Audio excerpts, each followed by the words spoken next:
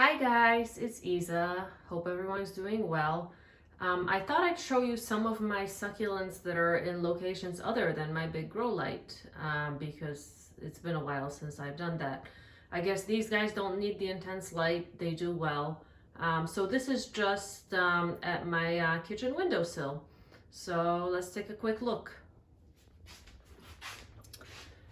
This right here is one of the grafted moon cacti that I got from a very dear friend.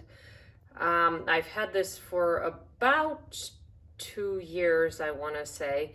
It had a ton of pups. And what I decided to do is selectively get rid of some of the pups and see if the ones I left are going to grow bigger since I gave them space. So more to come on that one. The next one right here is actually one of my favorite. It is my variegated jade tree. And it is doing very beautifully. I'm surprised that it doesn't need more light because it's retaining its variegation beautifully and it's not really etiolating. So I really enjoy this one. I think it's beautiful and it has potential to grow into quite a gorgeous tree. And then over here we have my Thanksgiving cactus. It gave a beautiful show on Thanksgiving, and as you can see, it is getting ready to bloom again on a smaller scale this time, to be sure. Probably has about 5 buds, but very pleasing nonetheless. Plant itself doesn't look great, especially when it's in bloom. And I have to figure out a better solution for where to place it because the windowsill is quite narrow. Hiding right underneath it here is either a Christmas cactus or an Easter cactus. These are the guys with the more scalloped, rounded leaves, as you can see.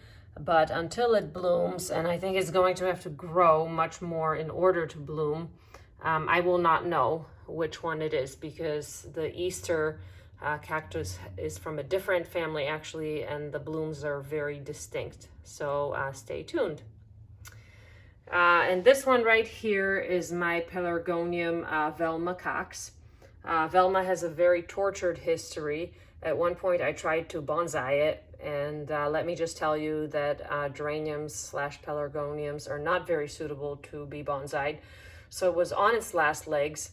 I planted it out in my garden in the landscape, actually over there in front of that shrub behind the garage, and it thrived. The leaves were so colorful, had such strong coloring when it was outside.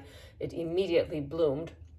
Unfortunately, it would not survive the winter in my zone 5 climate, so I had to bring it indoors and pot it up in some potting soil.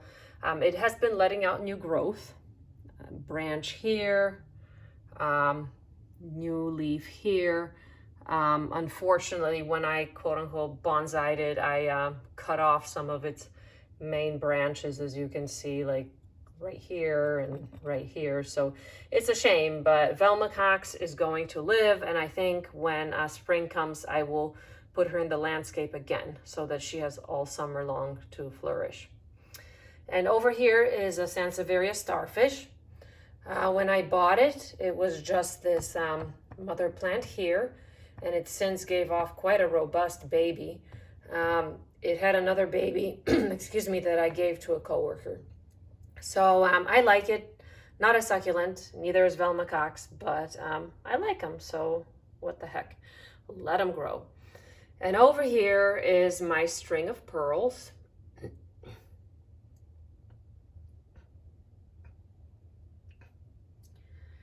And I have plans for it because it is very kind of sparse, and it doesn't have too many strands growing.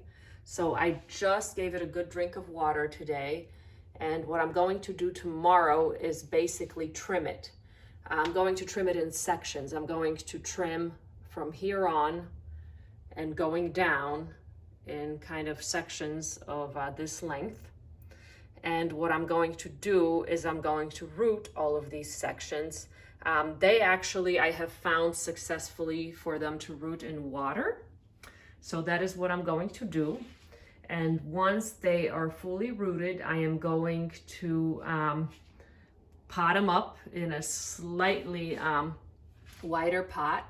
I'm going to repot the original ones, which have a root system, along with the new ones, hoping for a more dense overall pot. And they definitely will let out new growth.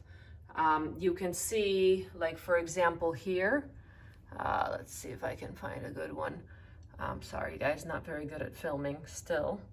There was one here that I had cut, right? And then it subsequently let off new growth off of that cut. So that's what's going on my kitchen windowsill.